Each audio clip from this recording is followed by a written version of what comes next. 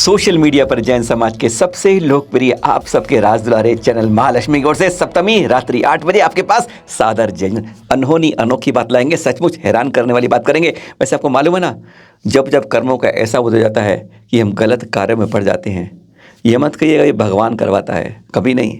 हम अपने गलत कार्य करते हैं और उससे और पुण्य की जगह पापों का अर्जन कर लेते हैं। आपको कुछ समय पहले बताई थी हमने बड़ौदा के पास के अजितनाथ मंदिर की। वहाँ की कोई प्रतिमा ले जाता है तो पता है क्या होता है, उसके घर में किसी की मृत्यु हो जाता है, आर्थिक नुकसान हो जाता है, सब कुछ अफरा तफरी हो जाती है, वापस प्रतिमा रख के जाता है, तब जाके उसके घर में शांति आती है। हकीकत की बात है, अभी की बात है, 2 घटनाएं बता चुके हैं। आज हम ऐसी अनोखी घटना बताएंगे आपको मध्य प्रदेश के बालाघाट से। बताया था ना आपको हमने कि दिवाली की सुबह जब पूरा देश अपने निर्वाण महोत्सव के लाडू की तैयारी कर रहा था ना, ऐसे ही इस मंदिर में मध्य प्रदेश के बालाघाट के अंदर इस मंदिर में भी यही तैयारी हो रही थी। पर जब पुजारी ने देखा कि सारे भामंडल छत्र यहाँ से गायब हो गए। क्या तैयारी करने आए थे, दिवाली बनाने आए थे, जैसे हमारे जीवन का दिवाला निकाल दिया था। लक्ष्मी की हम मोक्ष लक्ष्मी इच्छा कर रहे थे, लक्ष्मी चंद कोई खुश आया था, सारा अपमान कर गया था। बस यही बात में सारे समाज उन्हें ये नहीं चोरी कर लिया तूने, कहते भाई तू मुझसे हमसे ले जाता हम तुझे खुश होते, पर तूने वेदी पे जूते लेकर ओढ़ करके हमारे सारे मंदिर को तूने अपमानित कर दिया है, इसको तूने किया है। ये बहुत ज़्यादा तकलीफ थी लोगों में। और कहते हैं ना, जब होने को कुछ और मंजूर होता है, बस यही हुआ वहाँ पर भी। चोर जैसे ही सामान लेके गया, 9 छत्र भामंडल और भी कई चीज़ लेके गया, वो लेके गया। जिस दिन लेके उसने घर में जाके सामान उस थैले में रखा, उसके घर में बर्बादी शुरू हो गई, परेशानियां शुरू हो गई। कहता मुसीबतों का पहाड़ टूट पड़ा। अब आप कहेंगे हमें चैनल महालक्ष्मी को कैसे मालूम, ये हमें नहीं मालूम था, पुलिस को भी नहीं मालूम था। पर 4 दिन बाद एक गड्ढे में एक थैला मिला, पुजारी के पास था। वो जो पुजारी था उसके गड्ढे से उसने डंडे से उस थैले को खोला। अब थैला देख रहे हैं, थैले को खोला, अंदर एक बाकायदा चिट्ठी मिली। चिट्ठी देख रहे हो, यह है उस चोर ने लिखी चिट्ठी जो आप यहाँ पर देख रहे हैं। चिट्ठी के साथ वह सारा सामान जो मंदिर का था, सारा का सारा ज्यों का त्यों जस का तस मिल गया। देख रहे हैं आप।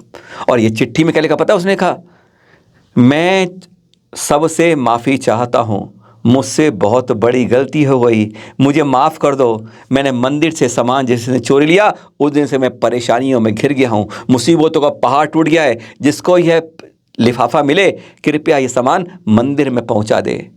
मैं लापता निवासी हूँ, मुझे माफ़ कर दें, आइंदा मैं ऐसी गलती नहीं करूँगा। अपने हाथ से लिफाफ उस थैले के अंदर सारा सामान और ये चिट्ठी डाल के उसने वहीं गड्ढे में छोड़ दिया। 4 दिन बाद पुलिस को मिला, हैरान हो गई कि ये क्या हो रहा है। अरे लौट के उल्लू, कहते हैं घर पे आ गया है। समझा दिया उसने, अरे यह तो कहते हैं चमत्कार अतिशय होता है मंदिरों की वर्णनाओं का, कि अगर तुमने गलत भावना करके मंदिर से कुछ सामान उठाया तो छोड़ने वाले नहीं है वहाँ के जो भी रक्षक देवी देवता होते हैं।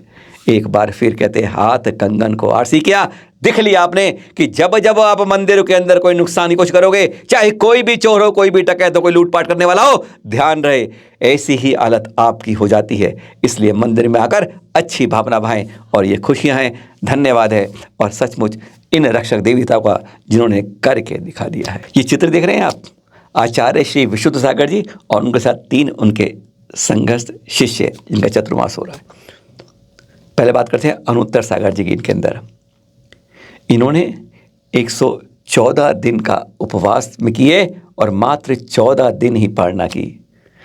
स्वर्णपुत्र के बारे में जानते हैं प्रसन्न सागर जी, यहाँ आपको 2 इनकी दिखा रहे हैं। और दूसरे हैं आराध्य सागर जी, 121 दिन व्रत किए और मात्र 16 दिन पारणा की। ऐसे संत तप त्याग उपवास व्रत के अंदर किस पराकाष्ठा में जाते हैं। धन्य हैं ऐसे तपस्वी संत जो दिखाते हैं कि कष्टों के साथ हम किस तरीके से अपने तप से कितनी अंदर की आत्मबल को मजबूत कर लेते हैं। सादर नमन है दोनों हमारे मुनिराजों को। और हो गई पहली ये वास्तव में सचमुच पहला पत्थर का मील इस 2550वें श्री महावीर स्वामी के निर्वाण महोत्सव की तैयारी में। पहला पत्थर का मील जैसे सचमुच लगा गुलाबी नगरी जयपुर से। आचार्य श्री सुनील सागर जी साथ में थे, आचार्य निश्चय सागर जी, आचार्य शशांक सागर जी और भी बहुत संत लोकेश्वर जी, बहुत लोग संतों के सानिध्य में यह हुआ। और कल दोपहर 1 बजे रविवार को जयपुर में इसकी शुरुआत की नसिया जी के यहाँ से राजस्थान के राज्यपाल कलराज मिश्र द्वारा इस शुभारंभ हुआ अहिंसा रथ परिवर्तन का महावीर स्वामी के 2550वें निर्माण महोत्सव की ओर बढ़ते हुए। ये पता है कितनी यात्रा करेगा? जगह जगह देश के शहर शहर कस्बे कस्बे गांव गांव करी जाता हुआ 70,000 किलोमीटर की यात्रा करेगा। और कहा जाता है कि इसके द्वारा जो महावीर स्वामी के संदेश थे, छोटे छोटे संदेश थे, उन्हें 10 करोड़ जनेतर लोगों तक पहुंचाया जाएगा। संभावनाएं तो यह भी व्यक्त की हैं कि दिल्ली में इनकी अगुवाई और आगे जो हरी झंडी देंगे वो हमारे प्रधानमंत्री श्री नरेंद्र मोदी जी के द्वारा दी जाएगी। यह भी संभावना व्यक्त की गई है। जियो और जीने दो, नर बलि पशु बलि पंथ होनी चाहिए। अहिंसा सत्य परिग्रह कम करें और इसी तरह के जो शांत विचार हैं वह रहने चाहिए। तुम्हें जीने का अधिकार है तो उसको भी जीने का अधिकार है। सब गौ माता की हत्या रुकनी चाहिए। हमें हर के लिए बढ़ावा देना है। छोटी छोटी बातों से अपने को एकता का महावीर स्वामी संदेशों को जन जन तक पहुंच। वास्तव में इस तरह की होती हैं बातें जो सचमुच कहता है हम कुछ करने जा रहे हैं। वरना दिल्ली जैसी नगरी के अंदर हम खर्च बहुत कर रहे हैं, शोर करने की कोशिश करते हैं, लेकिन जमीन पर जो काम होते हैं वह लगभग ना के बराबर होते हैं। अच्छी सीख मिली है वाली ऐसी शुरुआतें अगर चारों दिशा से हो जाए तो सचमुच कहते हैं वास्तव में हम 2550वां निर्वाण महोत्सव बनाने की सचमुच की तैयारी कर रहे हैं। फिर मिलेंगे और खबरों के साथ आपके पास। सादर जय जिनेंद्र।